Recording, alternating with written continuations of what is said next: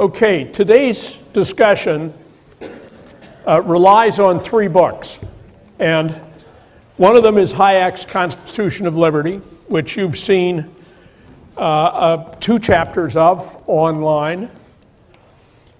Another is Hernando de Soto's Mystery of Capital, and the third, and by far most entertaining, is Aravind Adiga's The White Tiger. In today's class, we're talking about something really foundational, and it is basically a pragmatic or practical theory of freedom. It's why is freedom a good thing? And this is a much less high-flown theory than many philosophers would give. Hayek, after all, was an economist. But it is a powerful one, and for me it corresponds to more or less to my convictions. And the most powerful aspect of it is that I can profit from your freedom, and you can profit from mine. Freedom is a common good. Individual freedom is a common good in a way that makes a great deal of practical common sense to a lot of people, including me. We'll do it in 4 chunks. We'll begin by looking at Hayek's framework. We will then take up briefly the question of government and how government relates to this. Then we will look at De Soto's analysis of live and dead capital and his explanation of why undeveloped countries remain undeveloped in many cases. And then finally, we'll rub our idea of freedom up against the lives of the central players in The White Tiger. And throughout this, I'm going to advert from time to time to a Yale story, not the tragic one that is on the front page of today's paper, but an equally, well, no, I won't say equally, another troubling story, which is the decision of Yale University Press when it agreed to publish a book about the Danish cartoons which poked fun at the Prophet Muhammad.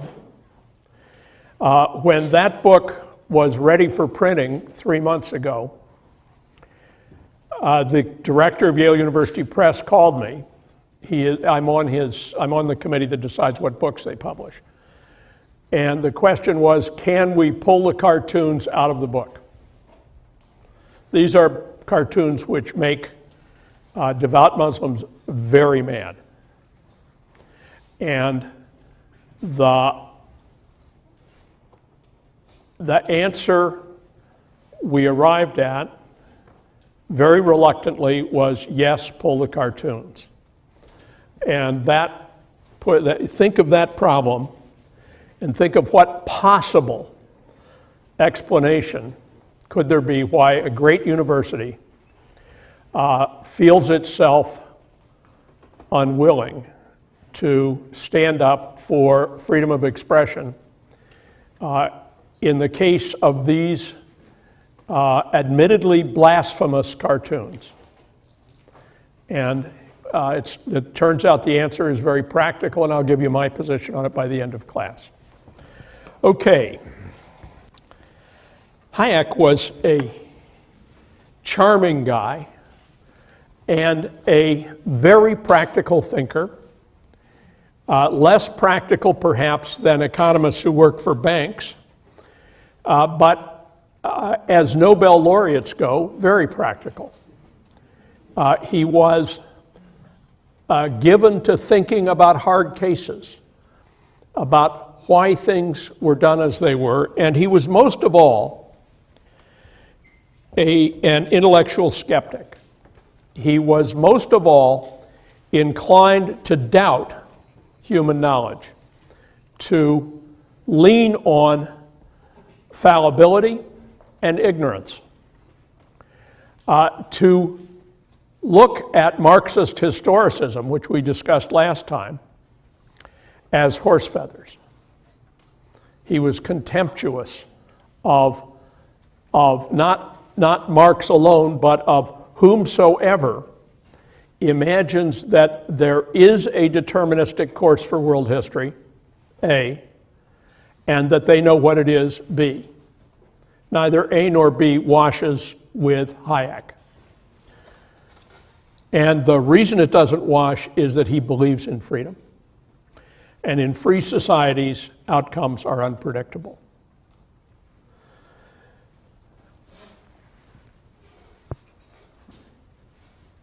We're going to read this for a second for yourselves. It's the worst sin in the use of PowerPoint is to put a lot of words on the screen and then read them to people.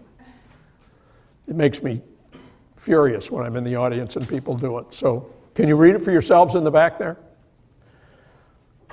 Okay, and we'll parse it a little bit.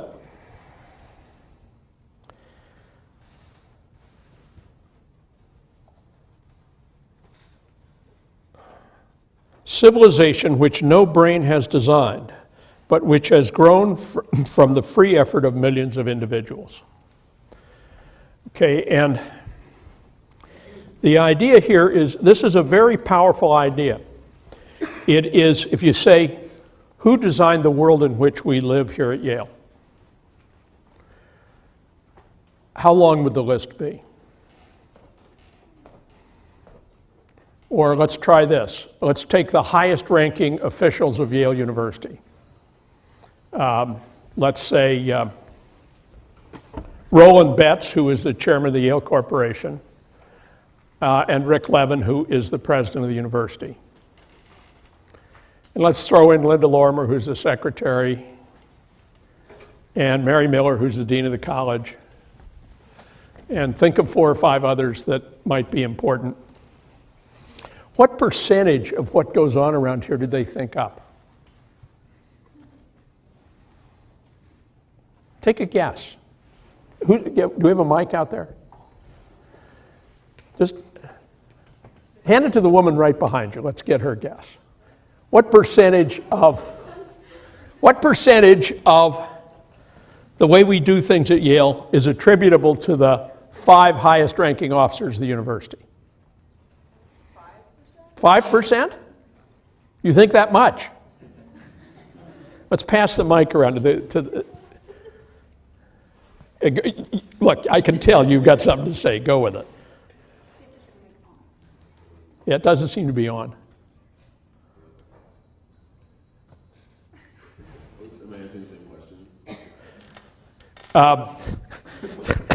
Okay, third repetition. The question is, take the 5 highest ranking officers of the university, take everything that goes on around Yale, what percentage of it can we attribute to them thinking it up? I'd say less than 1. I'd say way less than 1. And I think they would say way less than 1. Right? And it's because the university has been invented a piece at a time over the centuries.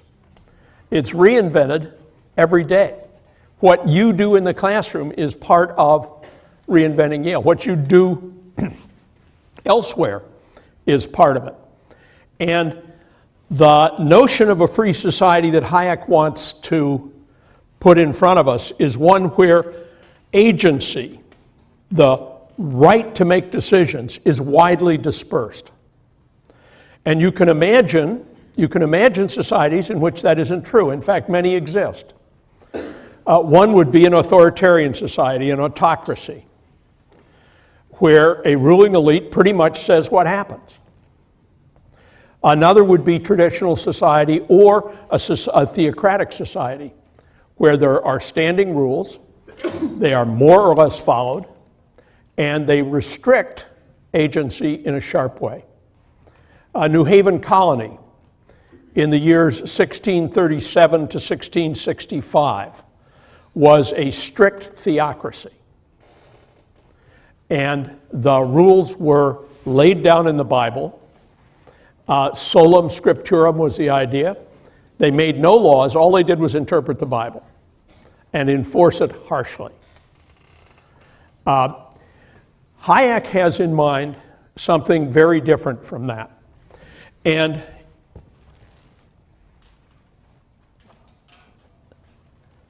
the idea that society is in some sense a great learning machine, or that a free society is a great learning machine, is the powerful idea in Hayek's work.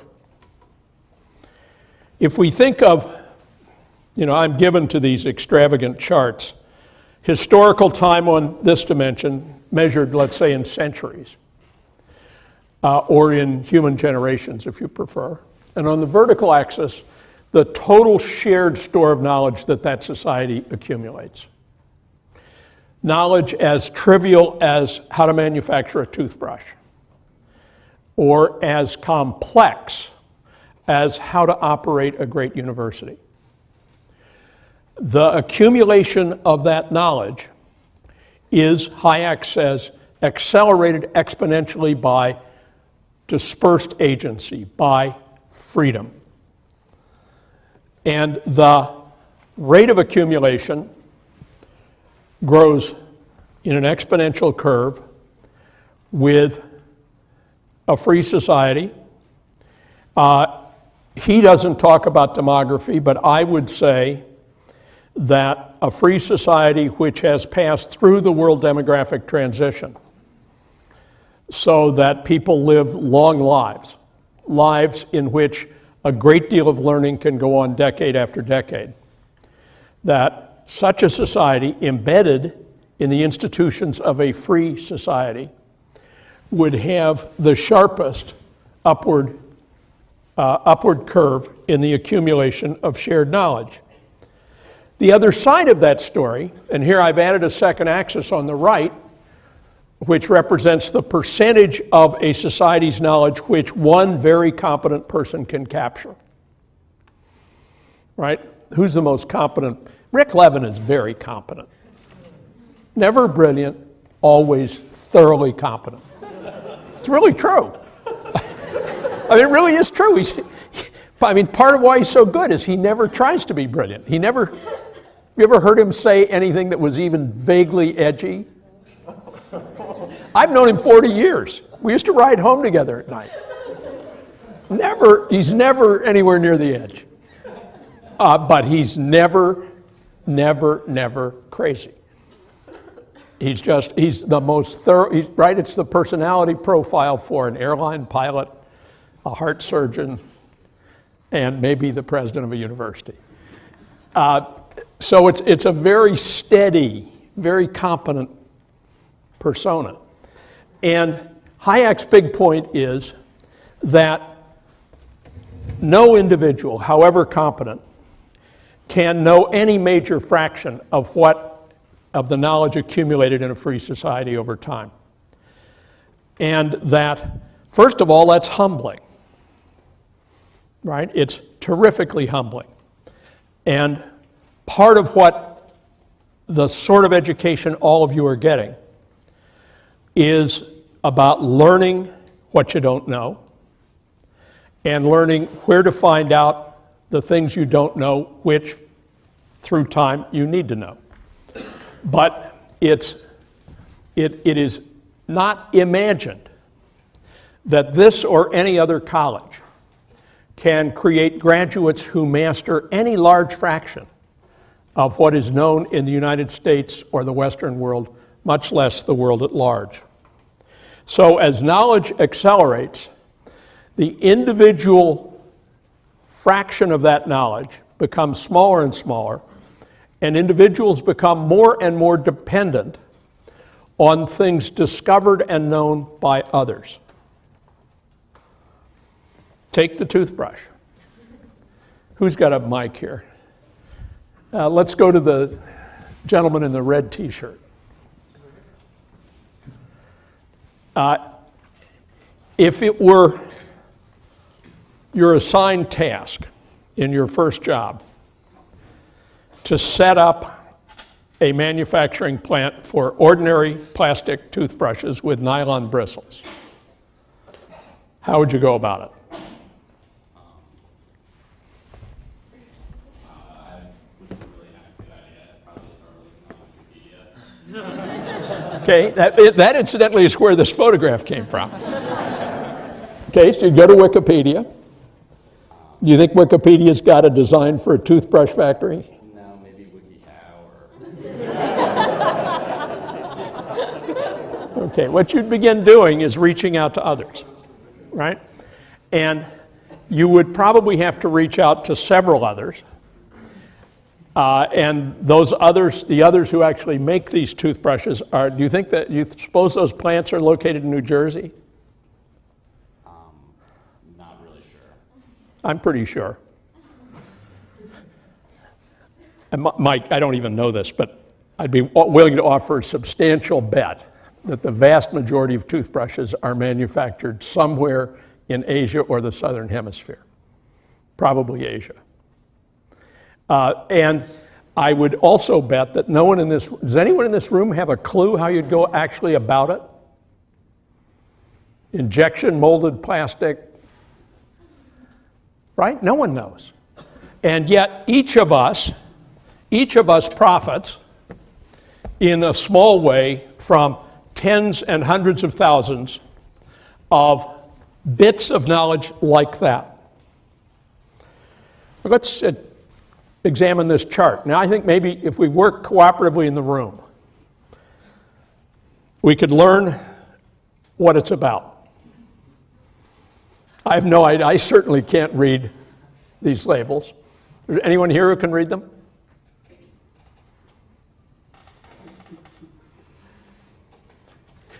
Cool. Let's get her a mic so we don't miss this. So the first one is wool product. Mm-hmm. Second one is non-wool product. And the third one means original material. The fourth one means food material. And then the last one means products that are being exported again. Okay, re-export.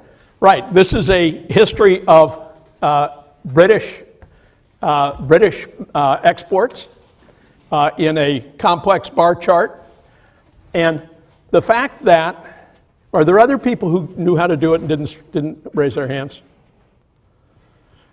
Okay, what we see here, this is kind of a division of labor story, right? It's a little like Adam Smith and the pin factory, that we rely on others as storehouses of knowledge, useful to us, or at least imaginably so in my example. This is the Model T Ford, and it was produced for the first time in numbers between 1910 and 1917, and it was a revolutionary machine. By 1917, when it began, it was selling for about $1,000, which would be a lot more than $1,000 today. By 1917, the Ford Motor Company had figured out how to make this car and make money on it by retailing it for $360. And they had done that by combining many small pieces of engineering from other fields, and by using a moving conveyor belt which carried the car along, and workers who stayed in position, each with an assigned task, each coordinated in a very efficient way. And the larger implication of that for the American and world economy, the knowledge embodied in it, was enormous. And it was wholly unoriginal. Ford was not a brilliant engineer. Some of the people he hired were damn good engineers. By and large, though, they were just regular, smart people who worked in a cooperative team way, a division of labor about ideas. And there was an older idea called the American system. And the American system was interchangeable parts. It was parts made so precisely identical that you could take the left front wheel drum off one Model T and put it on any other Model T and expect it to fit. And that idea, and that's actually one of the revolutionary ideas that's involved in the vertical spike of world affluence, and which has been dispersed everywhere in the globe. You can't manufacture anything in a competitive way if you don't understand and execute on interchangeable parts. The earliest alleged case was actually New Haven. It was the Eli Whitney gun factory.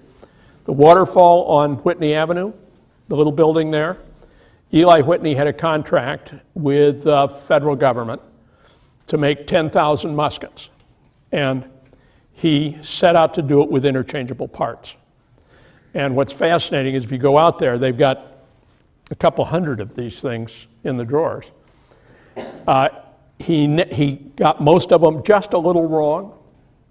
So he would file them, or his workers would file them and chivvy them to make them interchangeable. But from the point of view of the military, the idea of interchangeability was huge, because when one part of a weapon jammed, you could take another one and interchange it, and the efficiency of the logistics were enormously improved. But the military is not mainly what that idea is about. Anybody have a clue who this is? Fair enough. There's no reason you should. This is the guy, Norman Barlog, correct, who did the critical work on developing high growth, high productivity, disease-resistant seeds. Most of the work done 50 or 60 years ago, he died last week, which increased agricultural yields on a world basis, so that there is still hunger in the world, but it's all man-made. That is, there are no cases in the world now where there isn't enough food to feed everybody. There's always enough food.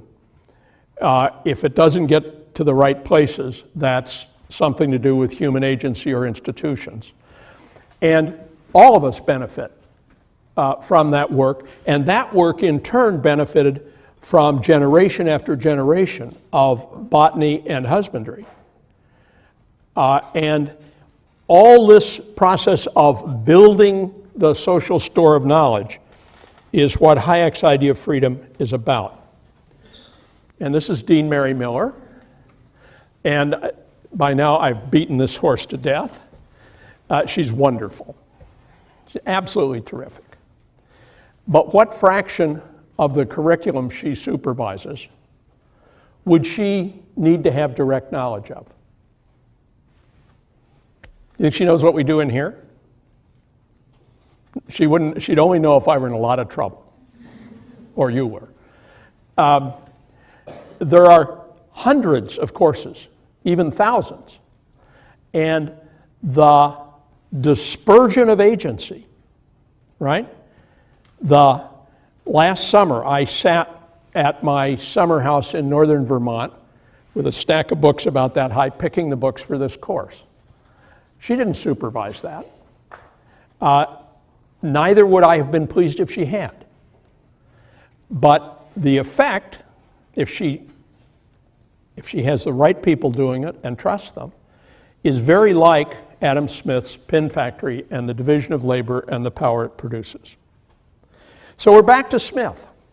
Smith had the idea that by dividing labor so that one person doesn't undertake the whole complex task of manufacturing a pin. If you divide the labor among many who get good at specific aspects of the task, you can make it cheaper and more efficient than otherwise it would have been. Hayek's idea is more loose-jointed than that. Hayek's idea is that you don't even assign roles to people, you let them find their own roles. That if you want to go out and start a toothbrush factory using a novel technology, invented late at night over beer with your roommate, what's the likely outcome? The likely outcome is that you will fail. Your toothbrush will be too expensive and not very good, right? Isn't that the likely thing? And if you think about a market economy as literally hundreds of thousands of people who make decisions like that, go, no go, with a new model toothbrush, the accumulated knowledge from that is enormously powerful. And if you begin to make money with your new model toothbrush, then a couple of things will happen. One, capital will flow toward you. People will say, we would like to own part of this. And our subject next Monday is the Joint Stock Corporation, which is all about that. So capital will flow toward you, and so will competition. As soon as you begin to succeed, people will attempt to get as close to your product as the patent and copyright laws permit, and to compete with you on the basis of quality or price. And that process, you can think of it as an enormous diversified portfolio. The whole economy. No one directs the whole economy or says where the capital goes, though sometimes it feels as if Goldman Sachs comes close to that. The decision process is highly decentralized and unprogrammed. And indeed, Hayek, if you'll look closely, says, well, let's find it. He says that what we're trying to do is create the opportunity for the unexpected to happen. Liberty is essential in order to leave room for the unforeseeable and unpredicted. We want it because we have learned to expect from it the opportunity of realizing many of our aims. So that the core idea is dispersed power of action. Now, Hayek is entirely dependent on the idea that we are limited intellects. If we were, as this quote says, omniscient, the page 29, the green quote here, there would not be so strong a case for freedom. I think there would be other cases. But the core case that Hayek is making is that freedom is a way of overcoming our own fallibility and of allowing others to fill the holes in our individual stores of knowledge. Now, Hayek, early in the section you read, focuses on the question of a rock climber. It's kind of a jarring reference when you see it. It's at the, where is it? I think it's around page 12.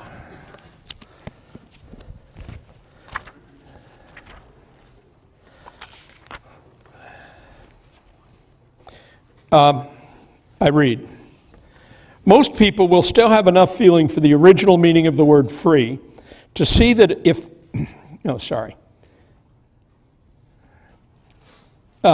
in this sense, freedom refers solely to the relation of men to other men, or persons to other persons. The only infringement of it is coercion by men. This means in particular that the range of physical possibilities from which a person can choose at a given moment has no direct relevance to freedom. The rock climber on a difficult pitch who sees only one way out to save his life is unquestionably free. Most people will still have enough feeling for the original meaning of the word free to see that if the same rock climber were to fall into a crevasse and were unable to get out, he would only figuratively be called unfree. Now that's a big, there's a lot rides on that claim. And Hayek defends it unevenly. If you look closely at the way he defines coercion, you'll find that the rock climber story is the clear and easy case. And by the end of our slides today, we'll begin to look at some harder cases. And some of those hard cases are raised by the White Tiger book. Now, This is more my kind of rock climber, hanging on barely. I'm terrified of any height greater than 5 feet. What's behind this story? Hayek isn't sneaky here. Anybody want to tell us why he makes this argument? Because he is arguing in an environment where communism is a very live option. And the Marxist position about freedom is that it's a bourgeois delusion. And that only by giving everyone the same access to material rewards, to money, wealth, and the like, only by downward redistribution of money, wealth, and the like, can real freedom be shared by everyone. And Hayek wants desperately to head off that argument. Now, whether that argument is right or wrong is actually more semantic than anything else. And we'll actually close with a slide about this. That is to say, can you be free and at the bottom of society unable to do many things, unable to effectively exercise your freedom?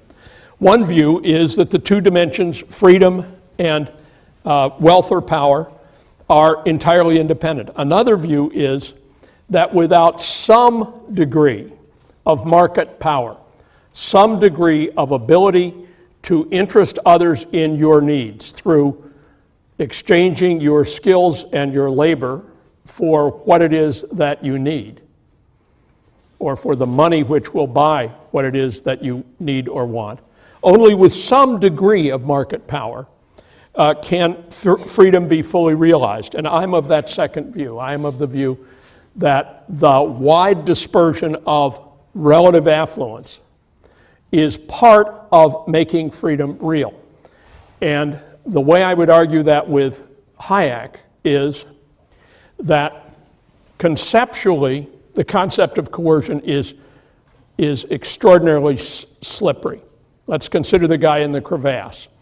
He's stuck, but you and I are walking by on our way to a picnic. And he calls to us, and we say, sorry, we're late to the picnic. It would be you wouldn't have to much twist the language to say that that was an implicit act of coercion on our part. Okay? And then the slope gets dangerous and complex. If he had diabetes, and we withheld from him the treatment for diabetes, would that violate his freedom? All I want you to do, what I really want you to do, is get the power of Hayek's idea in your heads and get the complexity of applying it in your heads. Now, the reason I think some degree of affluence or some degree of market power is part of the deal is that Hayek's examples all depend on it. The things which he tells us about in the second chapter are all ones where people have enough education, enough physical health, enough skills that they can be real players.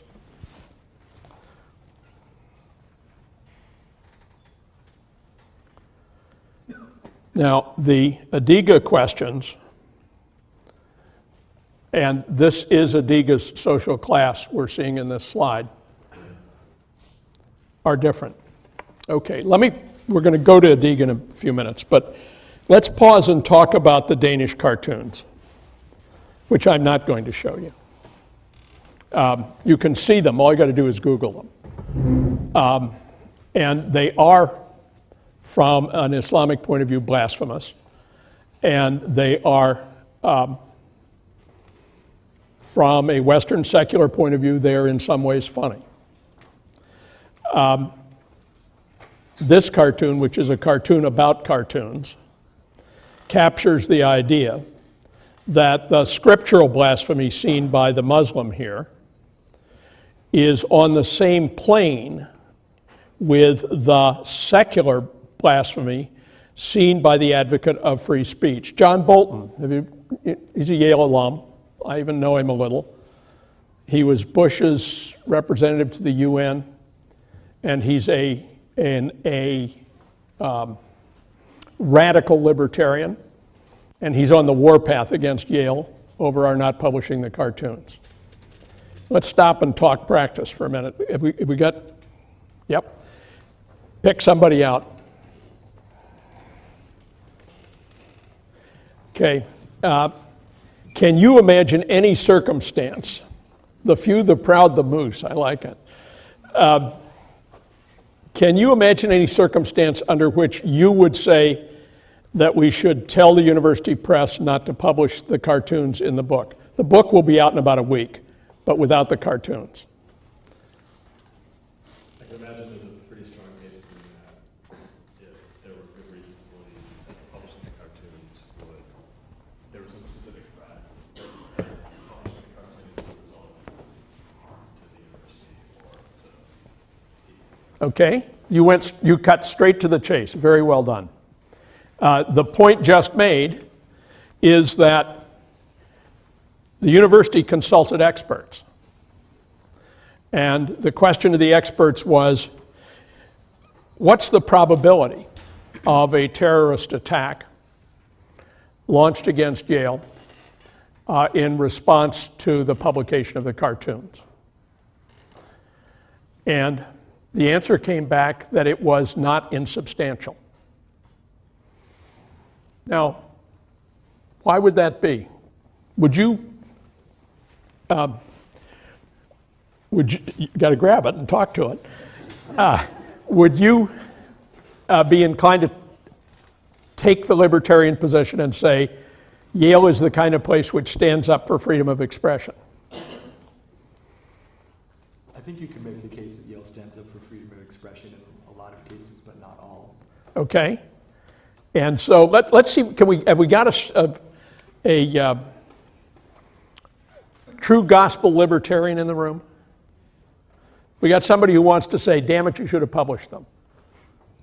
I don't mind being criticized. Yeah. Yes. We need to, yeah. If you'll come forward a little, it's going to make it easier.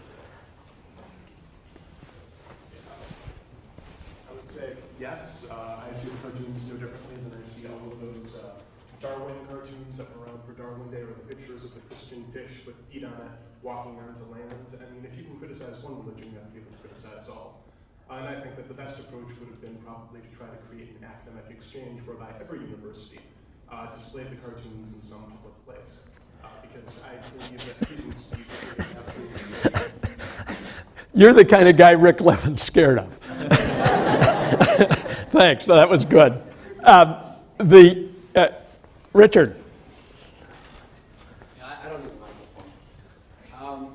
If the argument is that the right to life is going to outweigh the right to freedom of expression, and if a cartoon like this would in fact raise a probable chance of a terrorist attack, Bolton's counter-argument would be that it's a slippery slope. The minute you get into this sort of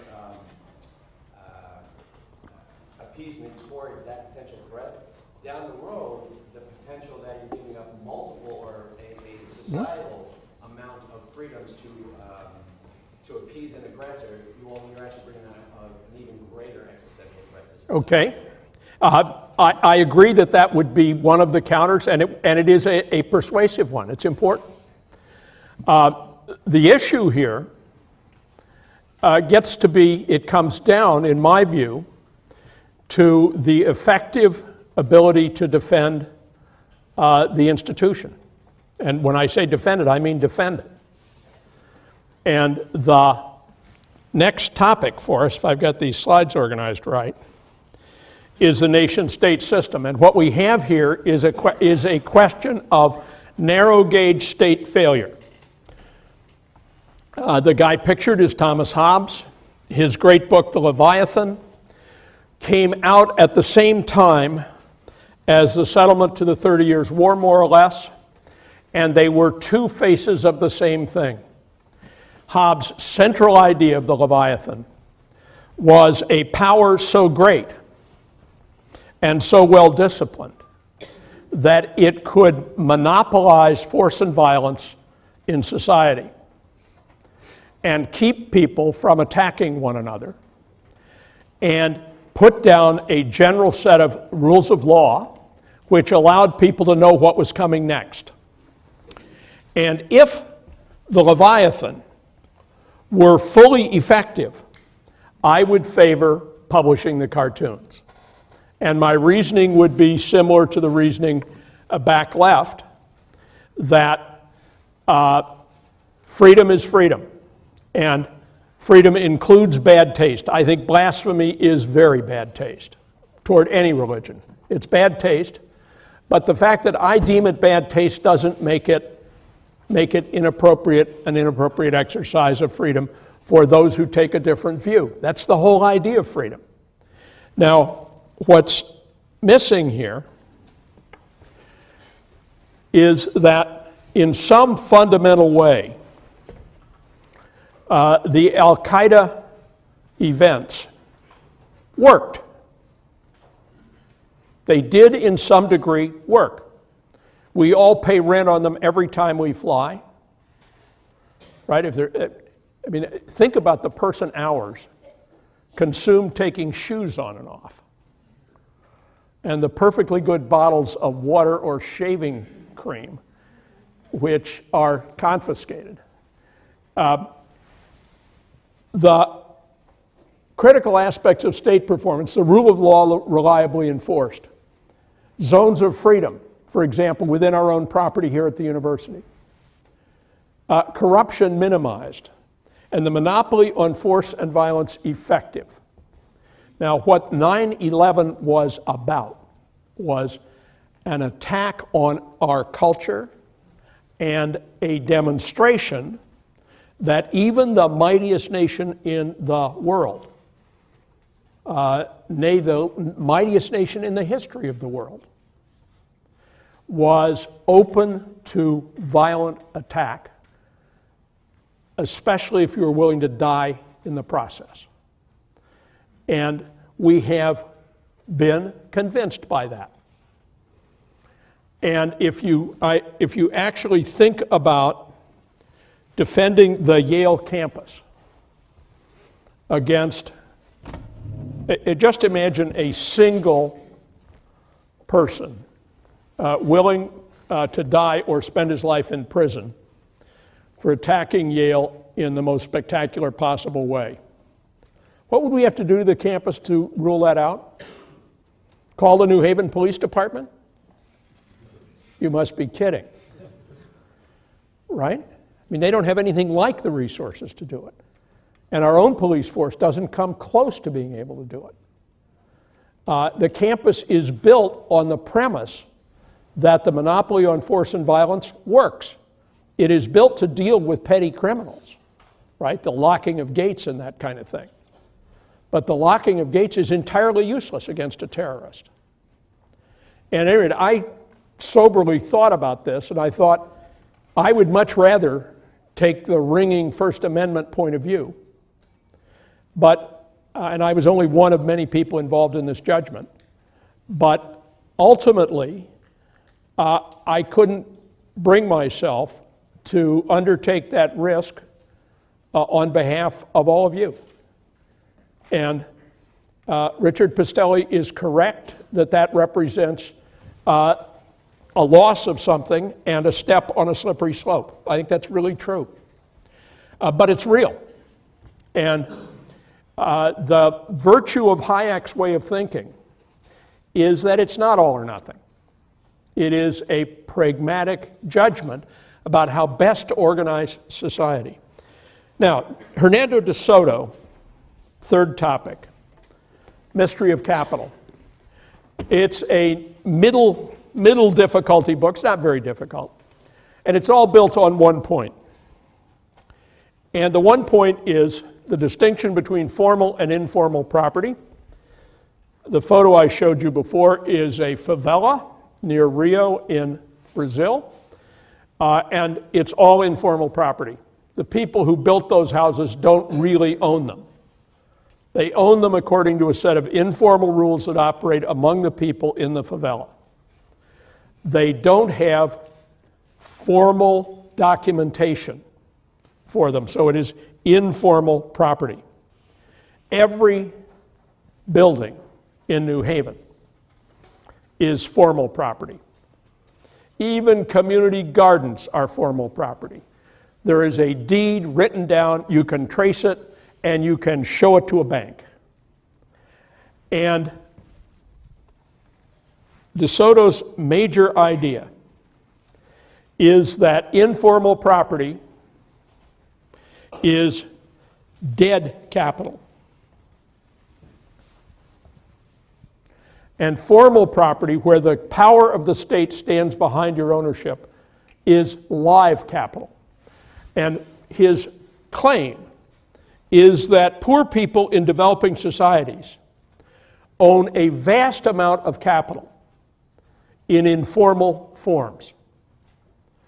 And that just as capital is formed in advanced market societies by combining many small assets into smaller number of big assets, so too can capital be formed in poor countries by formalizing property and allowing people to make investments by taking on debt which is secured by formal property.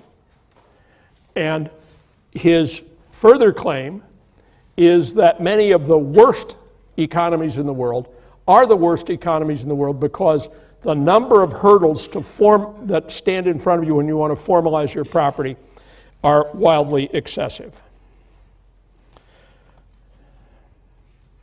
I'm going to do the white tiger at the beginning of class next time.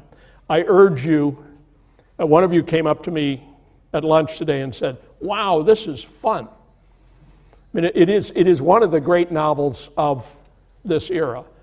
And I promise you, if you'll just give it an hour, you're going to love it. And we'll start with the white tiger on Monday, and then we'll go to the Joint Stock Corporation. The reading for Monday is on the web now in Classes V2. It's the Alfred Chandler piece about railroads. You will need to go to RIS when we get to the Harvard cases. There are 3 Harvard cases.